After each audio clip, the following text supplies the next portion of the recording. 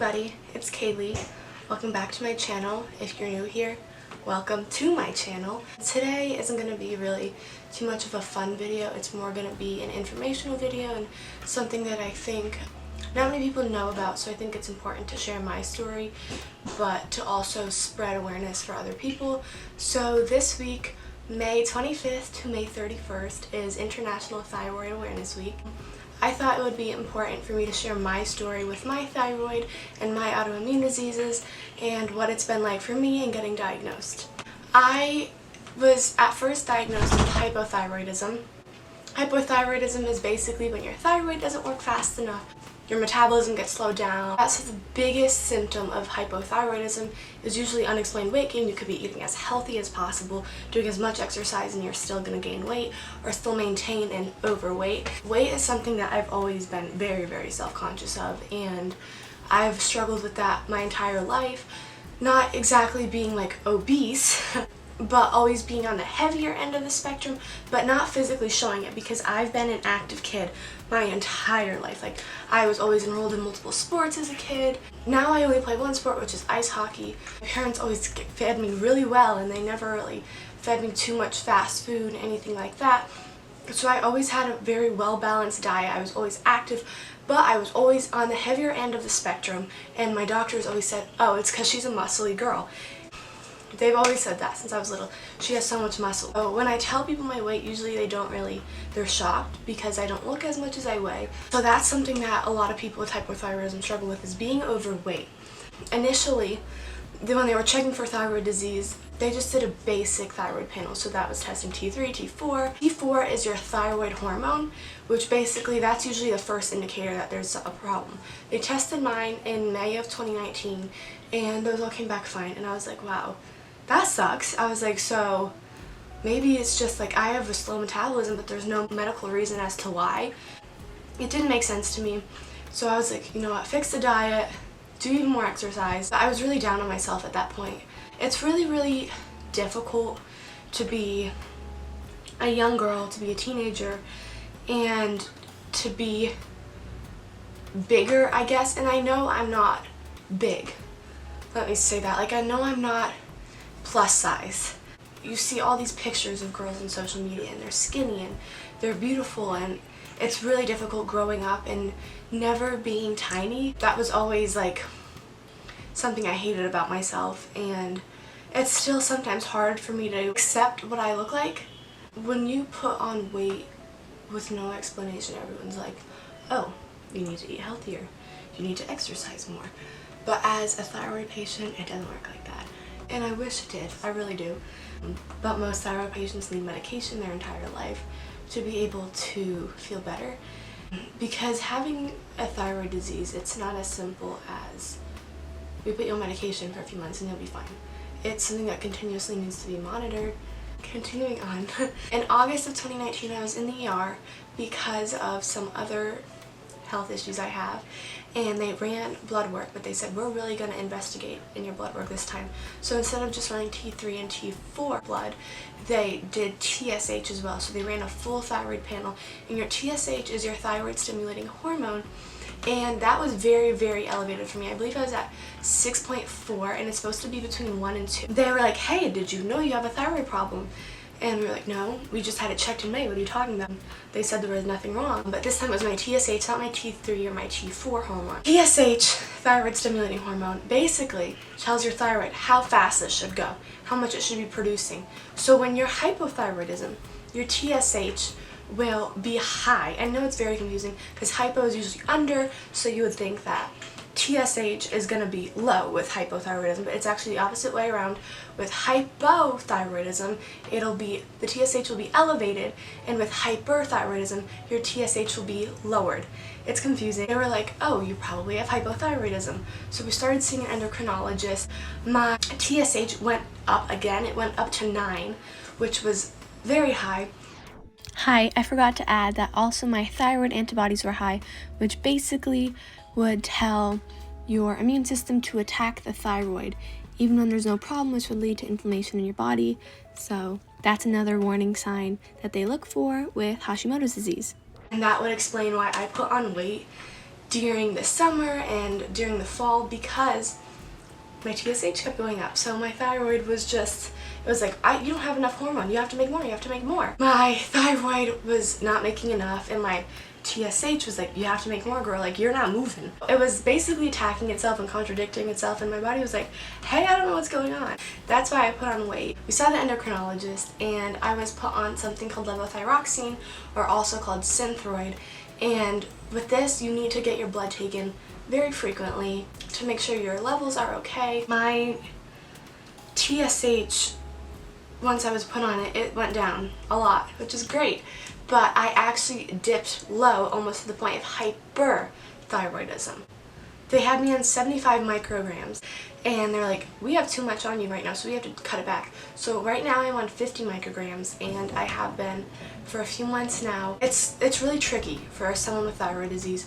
You have to continuously monitor it. So where I am right now in my thyroid journey is I was diagnosed a few months ago with something called Hashimoto's disease, which is also called chronic lymphocytic thyroiditis.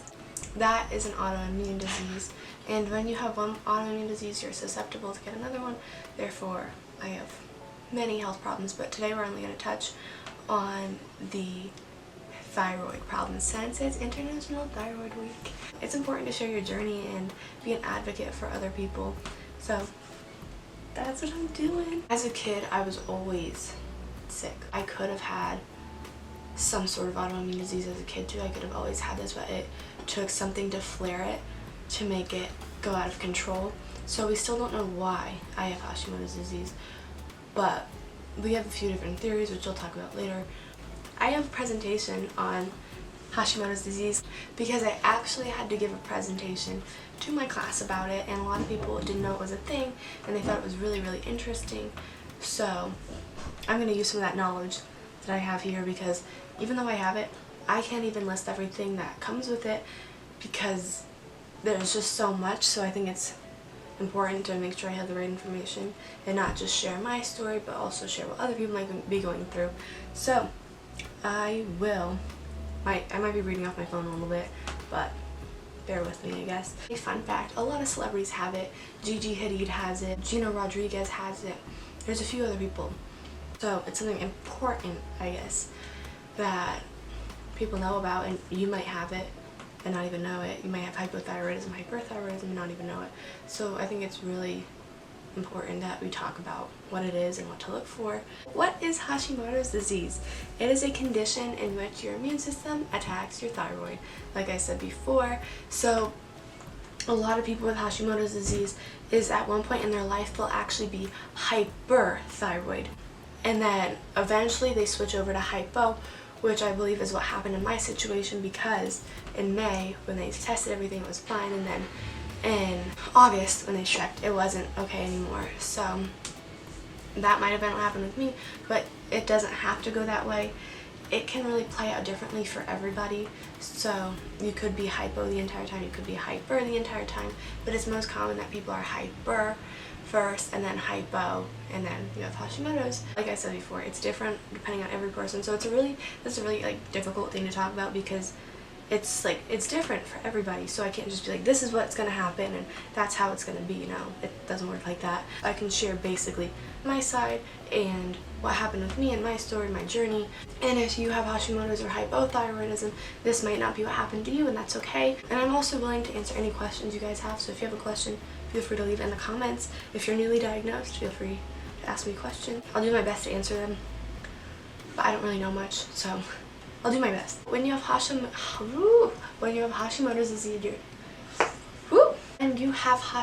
disease, your thyroid becomes damaged and it can no longer make the right thyroid hormones. Your body's confused, basically, is how you could put it. Your body's confused all the time. They're like, I don't know if I should make more thyroid hormone or I should make less. Hey guys, outfit change. I had to go do something for school, so I got busy with that, but I'm gonna finish this video now. So I'm wearing something different, obviously. The thyroid hormones control how your body uses energy, and it affects almost every single organ in your body, which I think is a really, really important thing to touch on, because not only do you have a thyroid disease, but this disease is going to cause other problems in your body, such as digestive issues, which is something I deal with. I know some people have like arthritis and joint pain. There's so many things that go along with this because it affects every single part of your body, and I like to think of it as a clock almost, that your thyroid is a clock. So if you're hypo, your clock is moving slower, you're not going to digest food as quickly. When there's a lack of your thyroid hormones and hypothyroidism, your body functions are going to slow down. Hypo means under, and everything in your body is going to underfunction then. It's 5 in every 100 people diagnosed with Hashimoto's disease. So that's something interesting. Symptoms of Hashimoto's disease: fatigue, increased sensitivity to cold, a pale dry face, a puffy face, brittle nails, hair loss, unexplained weight gain like I talked about before, muscle aches, tenderness and stiffness, joint pain, muscle weakness, depression, memory lapses, and a slowed heart rate. Personally, I deal with fatigue. I also dealt with hair loss a while ago. I don't deal with that anymore, but hair loss was one of the hardest things for me. And I wasn't like losing big chunks of hair, like I didn't have like bald spots, but it was like I could pull hair out of my head, and then my hair was really, really thin, but luckily it's grown back now, and I'm so happy because losing your hair, especially as a girl, it's like, it sucks. It made me upset a lot, but I'm better now. I also have muscle aches very frequently, especially my knees, and also memory lapses. Like I think I touched about that earlier. Not being able to remember things and brain fog, that happens to me quite frequently. Having brain fog and memory lapses as a teenager, it's really difficult because you feel like an old person. Like I'll be trying to think of things and I can't think of it, like it won't come to my head. I used to be able to remember everything when I was little. Like you would ask me something and I could tell you it, like what happened exactly when. But now it takes me a while to remember things sometimes, or I completely don't remember things, and it drives me a little bit crazy, but it's okay. I'm working with it. I'm trying to deal with it. There's also a lot of different people who are more likely to develop Hashimoto's than other people. So some of those things, it's like if you're a woman, you're more likely to get it, like me. If you're a middle-aged woman also, you're more likely to get it, but that didn't happen to me, obviously. No middle-aged woman here. There's also people who have other thyroid conditions like I talked about before, such as hyperthyroidism or hypothyroidism or other autoimmune diseases. And also people who are more likely to develop Hashimoto's disease are people with other autoimmune diseases. I believe I talked about that before. For example, other autoimmune diseases could be lupus, type 1 diabetes, rheumatoid arthritis, vitiligo, Addison's disease, autoimmune hepatitis, celiac disease, Crohn's disease, all sorts of autoimmune diseases that you could get easier if you have Hashimoto's disease, or the other way around. Say you have celiac disease, you're more prone to get another autoimmune disease such as Hashimoto's disease. And then the other part of people who are more likely to get Hashimoto's disease are people who are exposed to more environmental radiation than others. And now I'm going to talk about the different complications of Hashimoto's disease, and some of them are rare, and some of them are more frequently seen in thyroid patients, Hashimoto's patients. Some of the complications with Hashimoto's disease is goiter, which is something that I actually deal with, and that is basically your thyroid being enlarged. So when they thought I had goiter, what they did is they went and they had me do an ultrasound of my thyroid. It feels really, really weird because I've had like ultrasounds on my stomach before, but to have it like up here in the cold gel on your neck, it feels really weird. So if you've ever had one, you know how weird it feels. For me, like, so they check your little butterfly thyroid and they press on it, and when you go to endocrinologist, they measure it to make sure it's not growing anymore. But goiter is just having an enlarged thyroid, which a lot of Hashimoto's patients deal with. And also a lot of Hashimoto's patients deal with heart problems. And many, like I talked about before, how having depression is a symptom of having Hashimoto's disease, many people struggle with mental health when they have Hashimoto's disease. It's important to get help if you need to get help. And the next complication of Hashimoto's disease is having myxedema, and that is basically a hypothyroidism or a Hashimoto's induced coma. Basically, that's like as severe as it can get, so it's really, really rare for it to happen because usually doctors will catch it before, but if your thyroid just keeps spinning out of control and your antibodies keep attacking your thyroid, myxedema is always possible. You would end up in a coma, which no one wants that to happen, so make sure you go to the doctor. Go to the doctor. Another complication of Hashimoto's disease is having birth defects, which I didn't have, but apparently you can have birth defects with Hashimoto's disease, and I'm sure people do.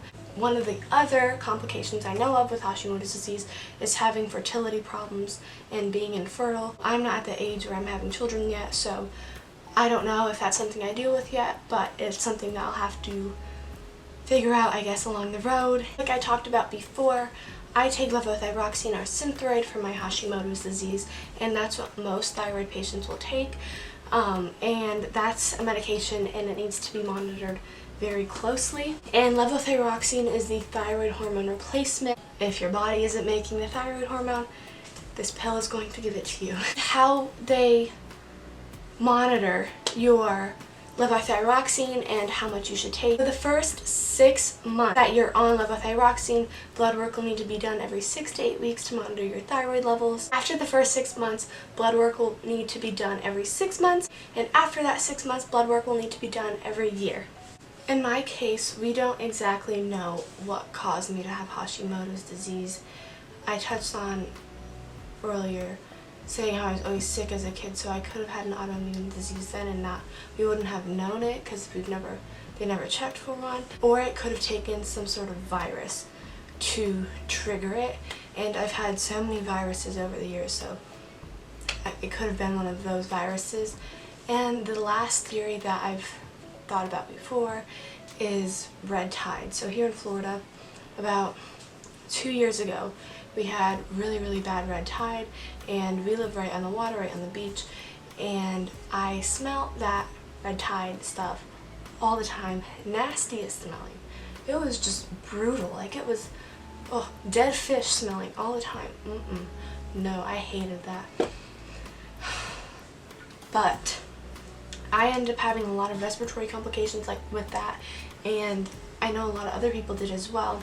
And that's entirely possible because toxins are being produced in the air by the algae that grows in the water when red tide happens. And I live right next to it, so having it in my environment all the time, that could have been the toxin coming into my body, causing my thyroid to react the way it did, triggering an immune response, and my immune system never thought that the virus or the toxins left my body. So it took my thyroid and it was like, oh, you must be the problem. So it keeps attacking my thyroid, thinking my thyroid has a problem even if it doesn't. And that causes me to have Hashimoto's disease. How I cope with my Hashimoto's disease is by taking my levothyroxine at 50 micrograms every morning at 6:30, and it's very important that you take it at the same time every single day to keep your thyroid on a schedule. Some people have side effects with that, but personally I don't have any side effects from it. It makes me feel much better. I feel so tired if I'm not on it. Like I feel like I've been hit by a train over and over again if I'm not on my levothyroxine. So it's really important for me to take it and keep my body on a routine and on a schedule. So I take that every single day. And also I found that exercise is really great for me. And they say with thyroid patients, usually gentle exercise is better, so yoga and things like that. And I love yoga. Yoga is great, let me tell you. If you've never tried yoga, try it. It's so relaxing. It's not for me because I was looking to lose weight. I've seen mixed research on this, whether or not it's easier to lose weight once you're on Synthroid or levothyroxine, and if it helps stabilize your weight, which for me, I'm not sure if it's helped stabilize my weight or not, because it's such a rocky road. Losing weight, it's hard. Celebrate your progress, please. Progress is progress. Even if it's like a small baby step, you still did it and you still killed that.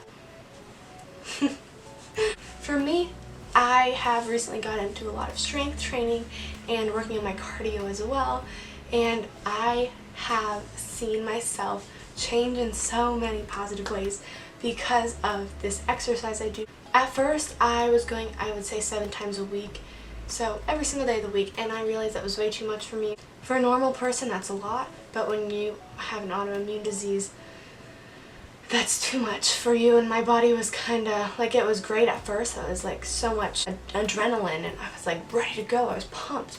And after 2 weeks of going every single day, I was like slowly crashing. My goal is 5 times a week. The gym recently opened up again, so I've been going 4 to 5 times a week. I do strength training, cardio, and I sleep so well at night now. I used to have really bad sleep, but I sleep really well at night. I have noticed I am able to focus on my schoolwork so much better.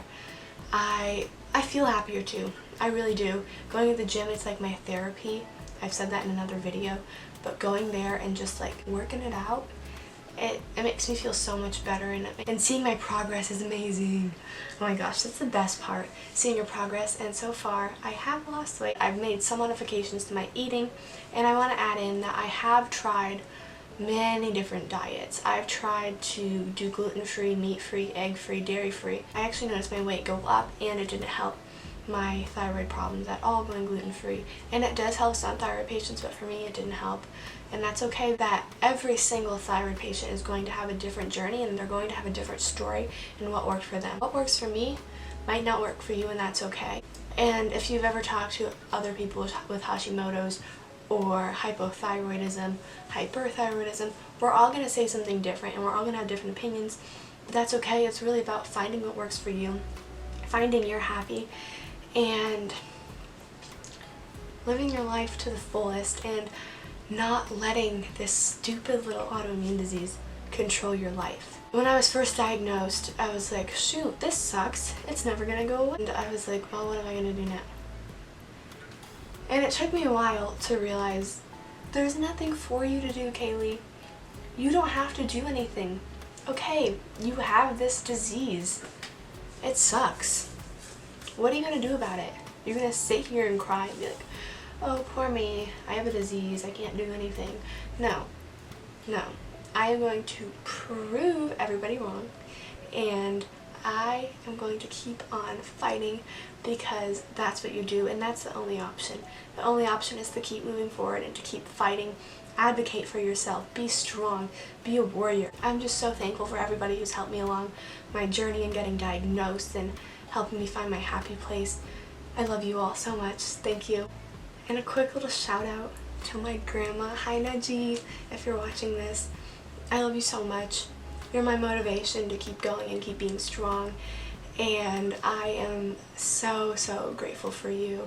Thank you for always loving me and being my supporter. You are my rock. You are amazing. I love you so much. Quick shout out as well to my mom and my dad for taking me to all my appointments and vouching for me all the time, and not letting any doctor tell me how I feel when I'm the one going through it, and not letting a doctor dismiss me. Thank you guys for everything. I love you guys. It means a lot to me. And also, shout out to my sister, Avery. Thank you for making me smile all the time, and thank you for reminding me that I shouldn't be a sissy, that I should get out there and kick butt. It's so important for me to not just sit here and pout, and to go out there and be everything I am. Thank you, Avery. I love you. And to all of my friends who never stop supporting me, thank you so much. You guys rock. You all advocated for me at school and helped me out so much during the school year, and making sure that teachers understood what was going on in my life, and making sure that all my work was getting to me. Thank you guys so much. If you're watching this and you are a thyroid disease warrior, you're so strong. Keep on going. If you're newly diagnosed, you got this. You can do it. I know you can. Don't let doctors gaslight you, please. You need to speak up for yourself and what you feel, and be completely honest with your doctors, because it's only going to help you in the long run. That is all I have for you guys today in this video. Happy International Thyroid Awareness Week. You are so strong. You are so amazing. You are beautiful. You are great. You are all the wonderful things in this world. And don't let anybody tell you otherwise. Keep rocking this. Keep kicking butt. You will get through this. I will see you guys soon for another video. Thank you for watching, and make sure that you subscribe. Click that like button. Leave a comment if you have any questions. I'd be more than happy to answer them for you. Remember to love always and be kind. Bye.